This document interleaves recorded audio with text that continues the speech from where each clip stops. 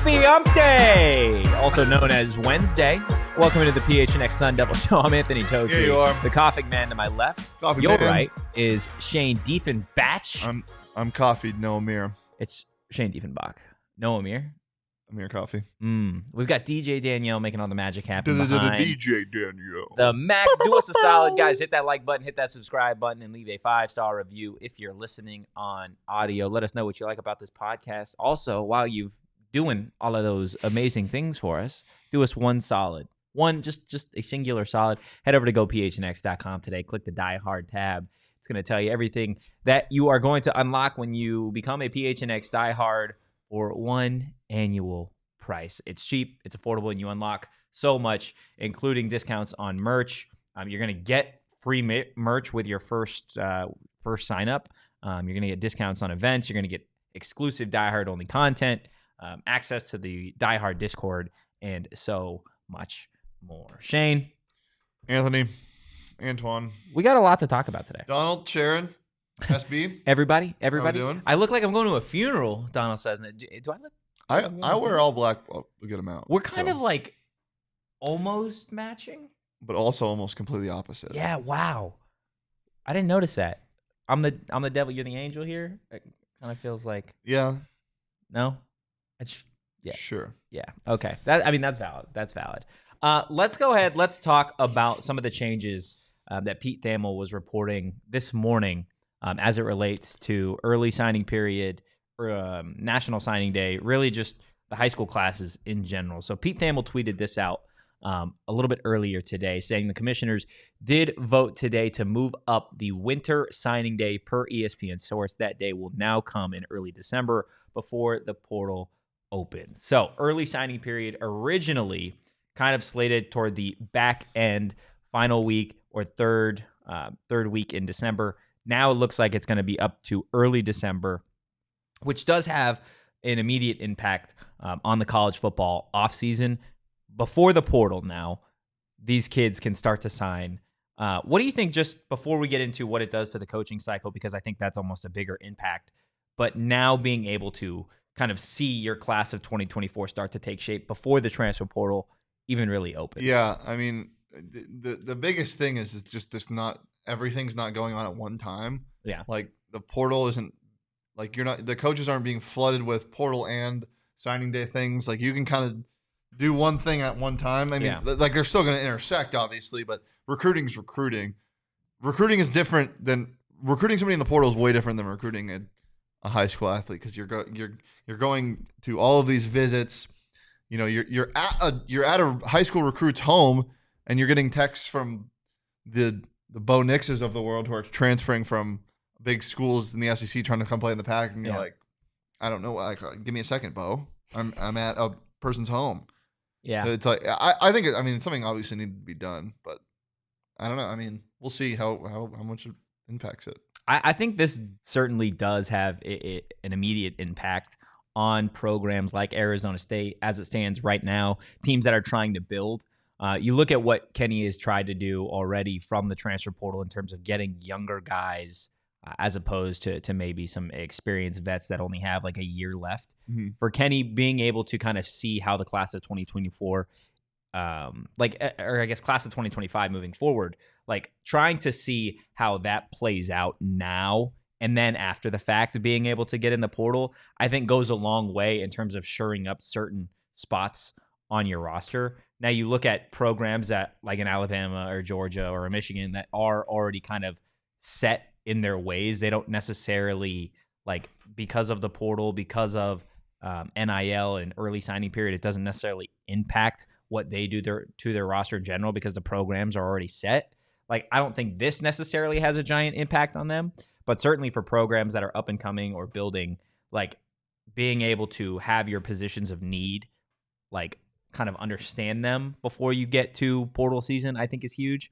But I don't think just early signing period getting moved up impacts college football in general that much when you're talking about adding players. Yeah. But the coaching cycle part of it, I think, is really crazy because you think about teams, how quickly now they'll move off of a coach. You got early signing period, maybe a week after somebody fires a coach. Well, now the signing period is the weekend of the championship games, like the conference championship games. So a lot of that, I mean, that's a lot of the time when coaches are getting fired, and then immediately that's what it is. Yeah. It is pretty crazy. Another thing before we get right into the coaches is, like, from a high school player's perspective, I think it's better for them because now their spot isn't going to be taken up by somebody from the portal. Yeah. Like a fifth-year transfer isn't going to take somebody's spot at a school they've always wanted to go to. Like, that scholarship is now theirs. Yeah. For sure. And then the transfers can fill out the spot, which is how it always should have been. It should never have been like, okay, now we need a tackle in the portal and we need this, so let's go try to find them at the last minute in high school. It should be, we got to go find somebody at the last minute, in the portal, which is already what they were doing. Yeah. But now they can't take a spot if you sign early signing period. Yeah, it's not simultaneous the way that it was, which I think is huge. And I think you bring up the perspective of the high school players. I mean, the perspective of the transfer portal players too, I think is valid because now you have an understanding of what that position group looks like as you're in the portal. You get a call from somebody, you see that they've already signed, I don't know, 2-3 linebackers in their class of whatever, and you play that position. Maybe it is time to look at a different school. So I think that is certainly a valid perspective in all of this. It does change it. It is going to be a little bit weird to have early signing period that early on. National Signing Day in and of itself sounds like it is going to stay put. There is talk of a third signing day, which we'll discuss a little bit later, which is crazy to me that we need 3 of these. But getting back to the coaches in this entire discussion, do you think you'll start to see teams move off of coaches earlier in the season? Do you think that has any sort of impact? Because we're talking about the future of these programs now. I mean, I think it will now factor in a little bit more. It's 3 weeks earlier, 2 weeks. It's about 2.5 weeks earlier. So that does make a big difference. I mean, the obvious example is Jimbo Fisher getting fired on November 12th of last year, and Mike Elko being hired on the 27th. If that would have happened this year, dude's got what, 2 days? Yeah. to figure it out. So that makes a huge difference. So yeah, I think it's going to be in their mind. I don't think you're going to see coaches fired earlier because of that.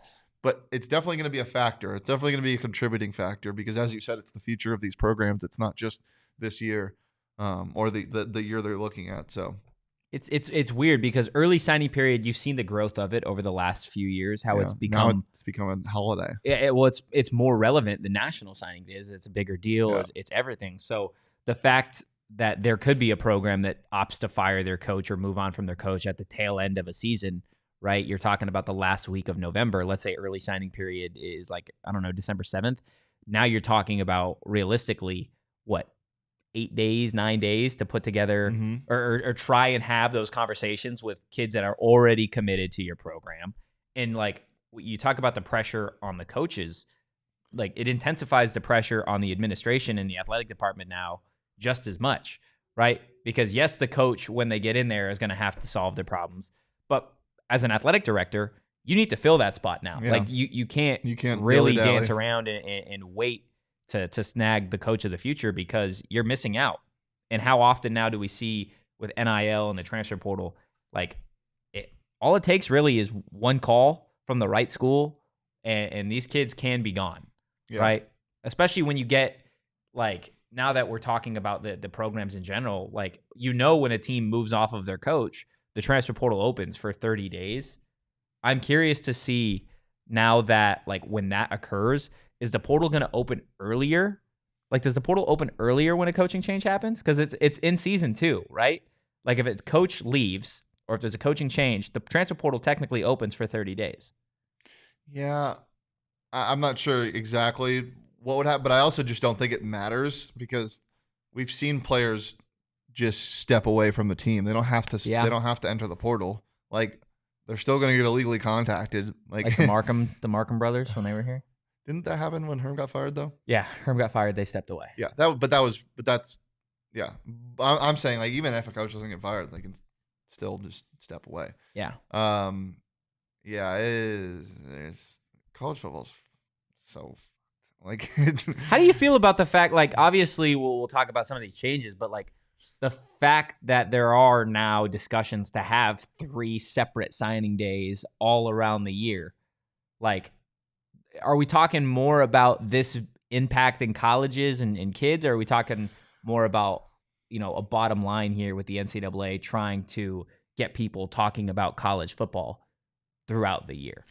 I don't think that's more of the case. I think it's more for the former. I think it's more for the kids and the recruits. I think we're also just going to see a shit ton of change in the next year with players unionizing. Dartmouth just did officially, like, their basketball team. Like, there's going to be a ton of change in the NIL landscape, and I don't know if it's going to get quote unquote under control. And I don't know if it needs to get under control, but something needs to change because it's getting a little bit just confusing for the average fan and especially for the players. Like, it really is the Wild West. Donald saying that in the chat, like it not just like early signing period, but like all of college football right now over the last 2 years feels like the Wild West, with transfer portal rules changing literally what feels like month to month, with some guys being able to transfer whenever they want, eligibility rules, whatever. Now you're talking about multiple signing days when originally, when this whole thing first started, it was just National Signing Day. Mm-hmm. Now it's not. Why are we still calling it National Signing Day when there's 3 of them? Yeah. Like there's that, there's NIL, there's so much changing, conference realignment. Like I feel like there genuinely does need to be a discussion about how this kind of gets sorted out. And I don't know if there's a right way to do it as it stands right now because things are still changing. Yeah. But like it genuinely does feel, like you said, for the average fan, seeing everything that kind of happens, I feel like is almost a turnoff to college sports and college football going on right now. Yeah, I mean, adding another signing day, if you add, when we'll get to the third signing day in a little bit, but if you add to like, why wouldn't you just not have signing days and just make it the signing period of whenever? Yeah. Because an interesting thing now is like signing days, it was important for signing days so you could lock in a player and that be that. But now you lock in a player and they're still getting texts from NC State saying, we'll give you $20,000.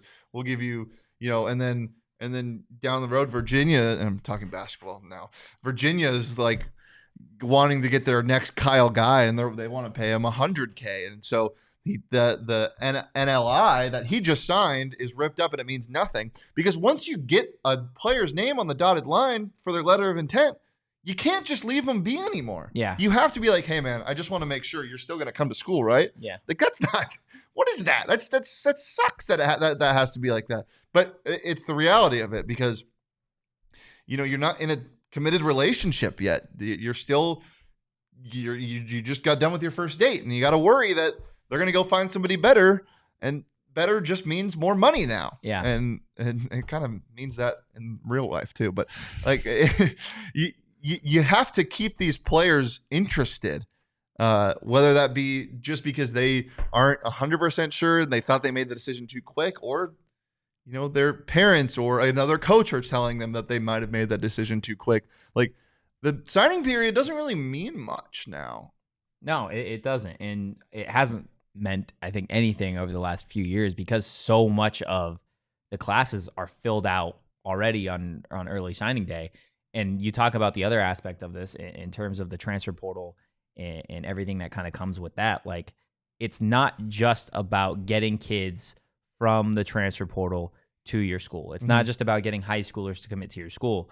Like, kids are leaving regardless. Like, you have to re-recruit your talent that's already on the roster if you want to throw out a roster. Like, being a college football coach now is extremely difficult, and I don't know if having early signing period get moved up multiple weeks, like, if it helps that position or if it hurts it. I know for a fact, though, it kind of makes everything more complicated. Yeah, as I've said in the past, that I firmly believe that giving the players more control is great, but I think the NCAA and just college sports kind of overcorrected at first, and I think they'll correct it back. But I just don't know how you do that. I don't know how you take away what you already gave them without making it seem unfair. Yeah. Because you're right and Glenn's right. Coaches have to coddle recruits all year long now, while also focusing on their current teams and their current players to making sure they don't leave, and that stinks. So there's got to be a way to fix it, and I think there will be, but it's just going to take a while. We're kind of in the middle ground. We're kind of it reminds me a lot of like the streaming platforms. Yeah, like we're almost to the point where we can be fully cable free, but we're not, because one, nobody's internet connection is good enough, or not everybody's internet connection is good enough to watch a game through with no buffering, whatever. And two, not everything's available yet. And so it's kind of like that, where we're almost to that point where we can make sure, but like that everything is fair, but we're not there yet. We're in the middle ground, and you're going to look back 20 years and be like, that was weird when players could just go up and leave as many times as they wanted. And maybe that won't change. Maybe the transferring rule won't change, but something has to change with money, and I don't know if it ever will, but they're going to look into it for sure. Yeah. Also, Chad is just realizing that you have the tiger tattoo that you could put on your face. Yeah. See, isn't it sick, Chad? I didn't get it for that reason. No, but it's really cool. Yeah. Well, thanks, man. You know what else is cool? The clock. Well, yeah, the clock's cool too, but that's not where I was going. What else is cool? Winning money. Winning money is really cool, guys. You know what the coolest thing is? Winning money on your favorite team at plus 350. Oh, that is somebody fun. gave that out on bets yesterday. And in overtime. Yeah. That is a lot of fun. And beating the defending champs on the road without your best player. I mean, yeah, that's a lot of fun, guys. You can make a ton of money on the BetMGM Sportsbook app, and they're going to help you make money by literally giving you free money over at BetMGM. Download the BetMGM Sportsbook app on iOS or Android, or visit BetMGM.com. Sign up and deposit at least $5 into your newly created account. Place a wager in the amount of at least $5 at standard odds price. And once you've placed a bet, you guys are going to receive $150 in bonus bets regardless of the outcome of your wager. Sign up for BetMGM and use that bonus code PHNX. Place your first BetMGM Sportsbook wager through BetMGM Sportsbook mobile app for at least $5, and you're going to receive $150 instantly in additional winnings regardless of your wager's outcome. Check out the show notes for full details. And now listen to Damon talk about the disclaimer. Gambling problem? Call 1-800-GAMBLER. Available in the U.S. Call 877-8-HOPE-NY or text HOPE-NY 467-369 New York. Call 1-800-327-5050 Massachusetts. 21 plus to wager. Please gamble responsibly. Call 1-800-NEXT-STEP Arizona. 1-800-BETS-OFF Iowa. 1-800-270-7117 for confidential help Michigan. 1-800-981-0023 Puerto Rico in partnership with Kansas Crossing Casino and Hotel. Visit BetMGM.com for terms. This promotional offer is not available in New York, Nevada, Ontario, or Puerto Rico. Interesting. Totri just found out what time his clock is at on his arm. Yeah, Shane asked, and the time wasn't important when time ain't important to Totri. Nah. Just grind. Got nothing but time. It's at 9:02 or around then. Maybe I should start doing something at 9:02 every day. Yeah. Just go like this. At 9:02 every day. Night and should that be my bedtime? Yeah. You just bedtime. Good night. Sleepy time. Things honk. You love to see. Are you a honk shoe or a honk me? Ooh. I'm a me guy. Yeah, same. Chat, what are you? Are you a me? Or are you a shoe? Honk shoes I feel like are far and few between. Totri, pull out your credit card and show the chat. I don't have my wallet on me. Desert Financial. Come on, guys. It's the official retail banking partner of your Sun Devils and Arizona State University. For more than 84 years, Desert Financial has been Arizona's largest, most trusted local credit union, dedicated to creating exceptional experiences by giving back to the community and providing financial solutions that make lives better. Desert Financial used to have like the best, one of the best ads in all of sports with their credit checking with the Coyotes. Used to check, get it? Credit check. It's pretty good. Really liked it. I always thought that was really clever. Yeah, it is pretty clever. If you get a kid to buy into banking, you know you're doing something right with advertising. I wanted to bank so hard when I was 8 years old. I was like, damn, credit check sounds awesome. Now is the time to show your ASU team spirit. Open up a free checking account online and get $200 plus your choice of 3 Arizona State Visa debit cards. Go to desertfinancial.com/ASU to get started today. Clint's a honk whistle guy, and Donald's a honk shoe for sure. That's a good one. That's a good one, Clint. That feels like it's on brand though. Yeah, for Clint. For sure. Clint's probably the only one in the chat that might be. I also feel like Clint sleeps like this. Really? Yeah. Arms crossed, laid back? Yeah. Wow, that's incredible. The character arc of his avatar is really sad. He's in his villain era for sure. Yeah, because it just was black and white at one point, right? And then, Yeah. and then now the eyes back. I don't think it was black and white though for that long. Oh. Now Clint's on demon time. Yeah. Yeah, he's taking ass and kicking names. Yeah. Yeah, that's what he's doing. That's what Clint's doing. But look, we talked about early signing day getting moved up. We touched on it just a tad, but Pete Thamel also sent this tweet talking about the idea of a third signing day. So the CCA decided today to push back a decision on having 3 signing days until their in-person meeting in June. Per an ESPN source, they want to do more diligence on the signing day model. So talking about a third signing day in June, we touched on it a little bit, like just in terms of like at that point, why even call it a signing day? Because you have 3 of them and kids all year long are getting recruited, whether they're verbally committed. Like it really doesn't matter. I think a third signing day for Arizona State would be unique, specifically because, again, you talk about that period being after spring ball. That's after spring ball. That is after the transfer portal window has opened. And now some of these coaches can get another look, I feel like, at once you've added through the transfer portal that second time prior to fall camp. Now you're like, okay, we've got our roster. I feel like doing it in June is like a full out, like, this is what we need long-term future.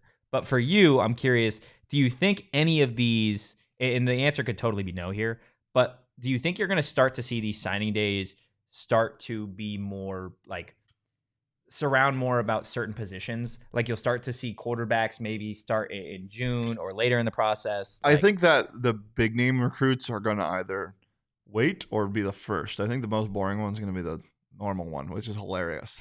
Like in February? Yeah. I don't know. I have no idea. It should just knock it all down. Knock it all down? Knock all the signing periods down. Glenn brings up an interesting point. Herm could barely handle 1 signing day. Now we got 3, thank God for Kenny and a somewhat, quote, young staff. Like, that I feel like is another important... Why is that in quotes?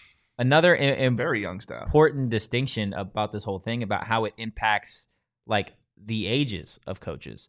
Like, there are certainly going to be, and I think there is right now, a little bit more of a revolution in terms of trying to get younger coaches leading the way. Older coaches are kind of on their way out. You want to read that comment? No, keep finish your thought. But I think you are slowly going to start to see more coaches on their way out, simply because this takes a grind that some of these other coaches don't simply want to do. It's something they haven't had to do for such a long time.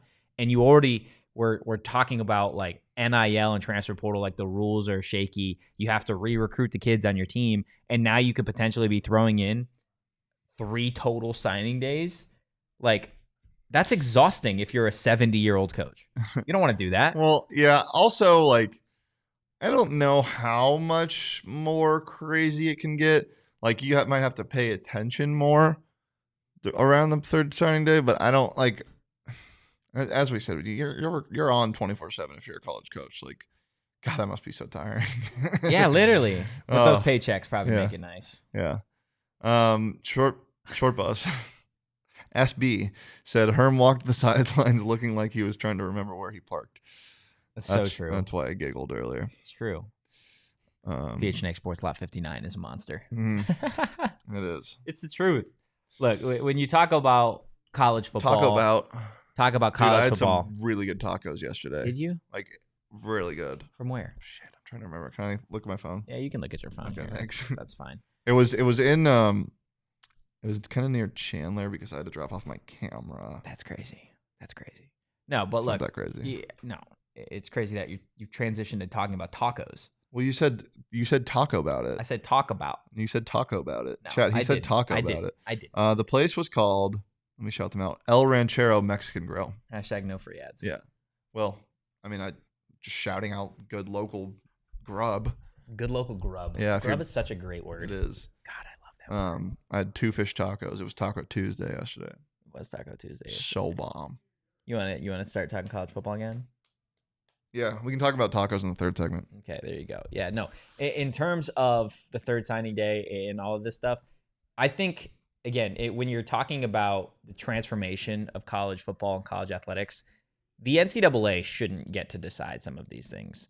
I think it should genuinely be made up of coaches and like former college athletes should get in a say in what's going on. Like it's absolutely wild to me that these changes are being made to college athletics, college football specifically, and like there's not a single coach that gets any sort of say in any of this. Yeah, I mean, the NCAA overlords with their grubby little hands just want. Oh, you used grubby in a bad way this time. No, grub and grubby is completely different. Each added a BY. No, it's not. With their grubby little hands, just want more money. So nobody gets a say.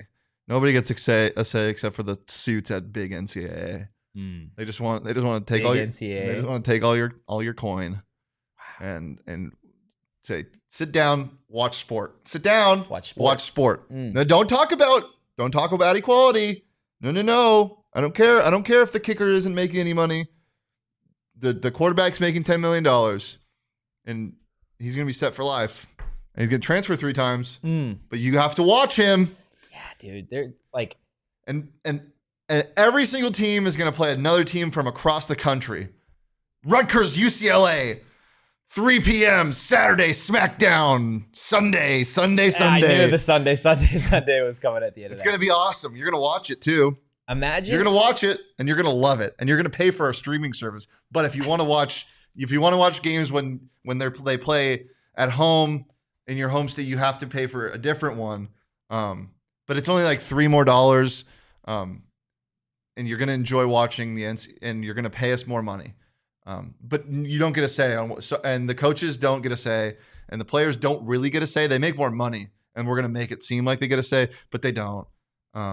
And the smaller sports have to travel, and they have to pay more money too. And the tuition goes up, and that sucks. But you're going to enjoy the national championship and the new 14-team playoff format. It'll make us more money, and the games might not be good. But Stanford and Syracuse are going to play, and that's going to be fun. 1 p.m. Anything else in on upstate your rant? New York. On your rant? It's going to be awesome. It's not going to be awesome. It's going to suck. It's going to suck. Yeah, no, absolutely. Imagine a half decade ago me telling you, hey, so there was this 4-star recruit out of Oregon who signed in June for early signing day, spent a year at Arizona State, transferred 3 other times throughout his collegiate career, and also made like $200,000. Imagine me telling you that. And then what happened to him? Nothing. Oh, man. But just like, if I would have told you that 5 years ago when NIL wasn't really a thing, transfer portal rules existed, conference realignment stayed put, like, and there was a singular signing day. And now, he signed on the first of 3 signing days. He made $250,000. He played for Arizona State in the Big 12, and he was able to transfer all of these other times. Like, it's ridiculous. Oh, and COVID happened. I forgot to tell you. And the University of Arizona has a 29-year-old playing tight end. Do they? They did. Wow. I think he's 27. That's disgusting, dude. I think he was in the combine too, which is hilarious. Eric hates that. The combine? No. Eric hates old players. Hates old players. Says get a job. But what about Brandon Whedon? Is that different? Why would it be different? Because he was elite in college, but he sucked in the pros. No, but he didn't like get injured a bunch. He was just like started college late because of something, right? He's just old. I know you're wrong. He's just old. It is what it is. Why was Brandon Whedon 28 years old? And why did he get drafted in the first round? Because of Justin Blackman. That is crazy that he got drafted in the only first because round. of Justin Blackman. That's the only reason the why. Browns screwed up another pick. They had 2 first rounders that year. Was that the Trent Richardson year too? Trent Richardson was fun for a couple of years. I mean, he was fast. He was fun for a couple of years. Yeah. You can't lie. You can't lie. Trent Richardson was a whole hell of a lot of fun. But yeah, college football is just ridiculous right now. The rules he played minor league baseball. That's awesome. Are non-existent. Transfer portal is still mind-boggling, and it's crazy. But guess what? Spring football is right around the corner. So we got to talk about practices and rosters and all of that fun stuff here in just a couple of weeks. I'm pumped. I'm pumped to be out there on the field. I'm hungry. You're hungry? Right now. Maybe for some burros? Will that suffice for you? Yeah. For everybody on audio, he's just rubbing his tummy. That's how much he likes some burros. Tum rubs. Guys, they're offering a phenomenal deal. PHNX listeners can get 20% off their orders for the entire month of March.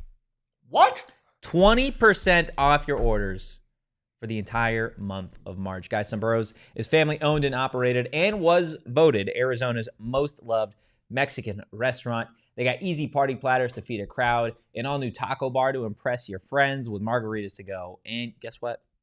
You're going to be the guac star of the season. Dude, I'm a guac star. You are. Come check out their newest locations in Goodyear, Peoria, and North Phoenix, or visit sombreros.com to find one near you. 20% off your order of up to $100 when you use that code PHNX at checkout for the whole month of March. Available in restaurant, drive-thru, and when you order online. Not available on a third-party delivery. Visit sombreros.com. I love Sombreros. I love Sombreros, and I love the Gila River Resorts Casino. That's very like true. a ton.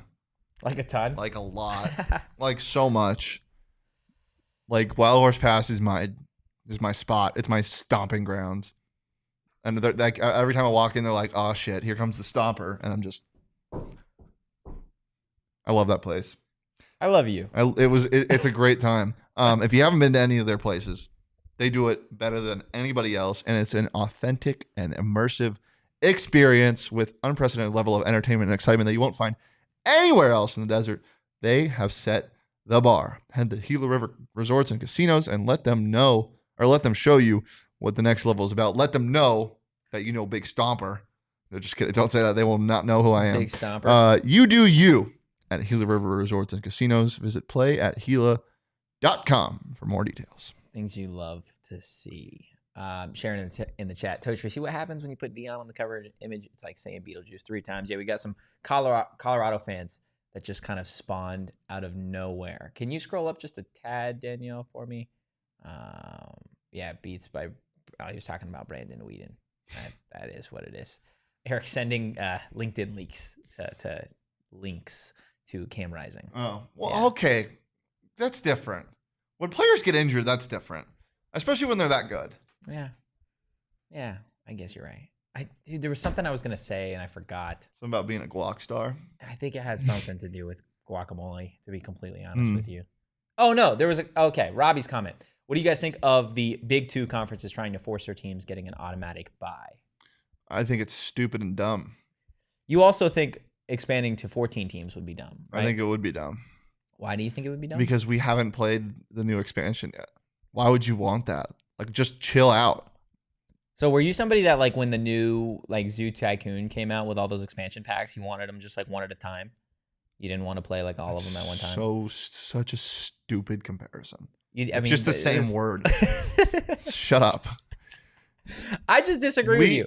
I love the idea of more expansion, to be completely honest. We haven't seen the first one yet. We haven't seen it. How would you know you love the idea? I love the idea of more impactful games.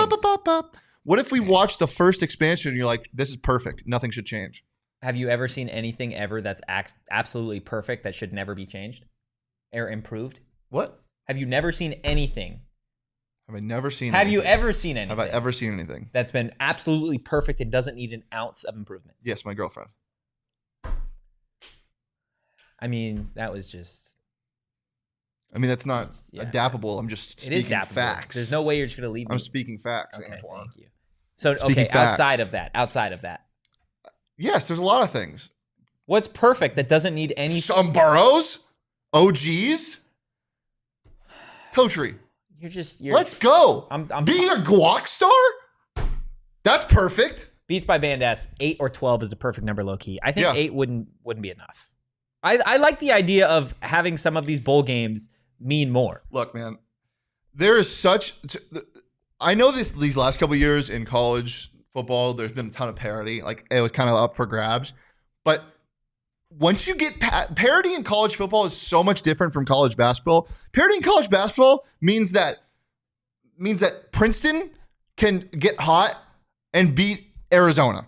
That's what parity in college basketball means. Parity in college football means that, yeah, you know what? Tulane might put up a touchdown or two against Georgia, but they're going to lose by 63. Like, the reason why it's so different, and I've beat this drum to the point where it doesn't even work anymore. The reason why it's so different in college football Broke the drum. is because the offensive lines and defensive lines, you can't teach 365 and 6'8". You can't teach that. You can't UCF if they were non-Power 5 or who insert whatever darling here. Tulane. We'll go back to Tulane. Tulane doesn't get these massive men that Georgia and Alabama and Michigan and even teams like Wisconsin get. They don't get those guys. So when they get that bid, because they won 11 games and only lost one game to the one real team they played, but they're going to get a bid to be that 14th team in this scenario.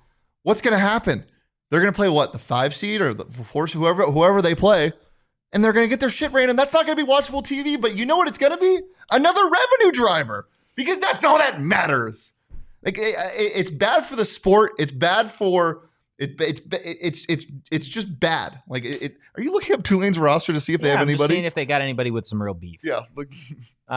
Angelo Anderson, 6'3", 275. 275. You know how big that is? 275. That's Tulane though. Yeah. Yeah, and comparing that to Georgia. No, but I'm saying that's not big. But 6'3", 275 is your standard build. Yeah. You put that up against Jalen Carter. Jalen Carter is going to run him over and then eat him alive. And then the game is over. Yeah, and they lose by 70. So that's let's say Tulane played Georgia.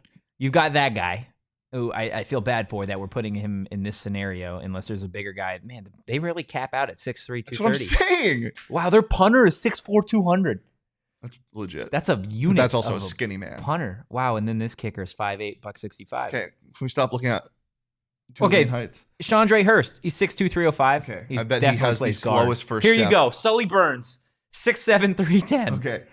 And then you got Georgia. Why did he have to redshirt as a sophomore? 6'8", 365 freshman. You tell me why a 6'7". That's crazy. You tell me somebody that's 6'7" had to redshirt at Tulane. You tell me why.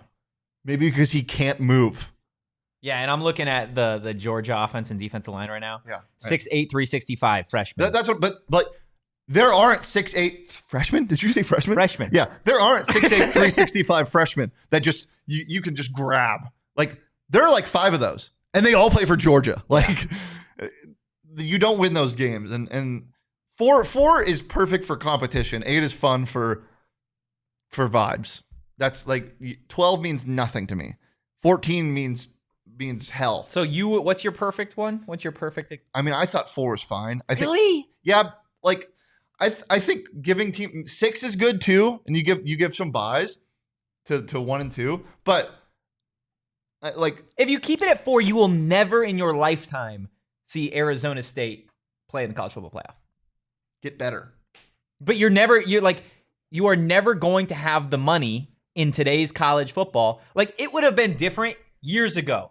Years and years ago when all the paying of players was so under the table, then it was a different conversation. Now it quite literally is Arizona State and some other programs will never have the same money to be able to be a top 4 team in the nation. Never. And it's about money. It is about money, but that's why I'm saying 12 or 14 teams allows fans to see their team like in Arizona State or in Arizona playing the college football playoff. And then you've got your teams in the college football playoff. And then maybe you have donors be like, you know what? Hey, we're not that far off. Right. Yeah, I mean, I think 6 is good. I think 6 might be perfect because then you're getting teams in that are just left out. But and I get what you're saying because yes, that would be a revenue driver for the school too, and that helps a ton. But if we're just talking football, if we're just talking competition, like the average number 8 team each year compared to the number 1 team is losing by 40 points every time. And that's it's just college football. Like, we live in a wild world where I feel like 4 teams in the college football playoff is the floor. It's the bottom floor. And hey, college football playoff committee, they called Empire today. They revamped the floors, and now we're up to 12 teams, exactly where we need to be, guys.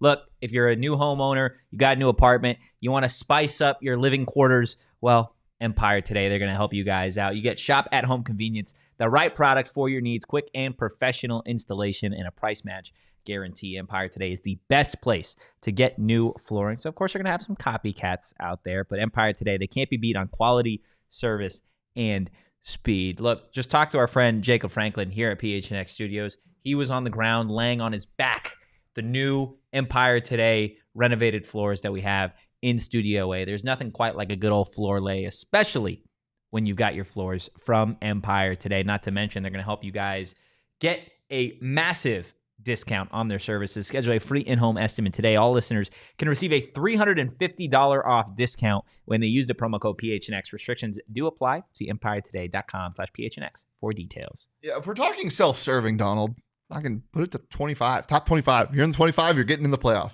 But just turn the TV off when you have to play Georgia. I think 8 is fine. 8 is fine. The expansion, it's going to be fun. It's going to be fun to watch. Most of the games are going to be fun to watch. But when Michigan plays Penn State, or no, Penn State's not good because Penn State was a really good 30. When Michigan plays Oklahoma, turn the TV off because it's not going to be fun to watch and it's not going to be good football. And the last game of the Oklahoma quarterback's collegiate career is going to be the worst day of his life because he's going to get dog walk. Hey, it's going to be fun in the new NCAA video game. It's going to be amazing. Yeah, it's going to be real. You know what else is amazing? Racing? Cars. Cars. Yeah, did that sound good? Did that sound like a car was going by? That did sound like a car. Caution. Pull to the side. There's been a crash. There's been too much fun. You can hear your hat flailing. That's crazy. You can hear it? I can hear it flailing. That's nuts that it made noise right next to your head. Yeah, that's everybody insane. on audio could listen to it too. Yeah, that's awesome. Good. I'm glad. I'm also glad that I get to go to Phoenix Raceway this coming Sunday. Oh my gosh. We got a race coming up, and it's going to be a pretty fun one because every race at Phoenix Raceway is so fun. The Valley of the Sun will roar to life this spring when it returns to Phoenix Raceway. NASCAR. March 8th through 10th. The best-in-class fan experience meets racing's toughest drivers for 3 days of action, all surrounded by the beautiful Estrella or Estrella? It's got to be Estrella. It's Estrella. Got to be Estrella. Danielle? Estrella. Okay, good. Get your tickets to the Shriners Children's 500 at Phoenix Raceway, March 8th through 10th. Promises a weekend of good vibes for the whole family. Get your reserved grandstand tickets now at phoenixraceway.com. Anything else, Shano? No. Okay, guys. Well, if you enjoyed the content, do us a solid. Hit that like button. Hit that subscribe button. If you haven't already, give us a follow on Twitter at PHNX_Sun Devils. You can follow me at Anthony_Totri. You can follow this guy right here at Shane Deef. Trying to prevent the suits at big insert whatever corporation from getting richer, as always. You can follow DJ Danielle at Africa Danielle across social media, guys. But in the meantime, go Devils and peace. We all silly like the mayor.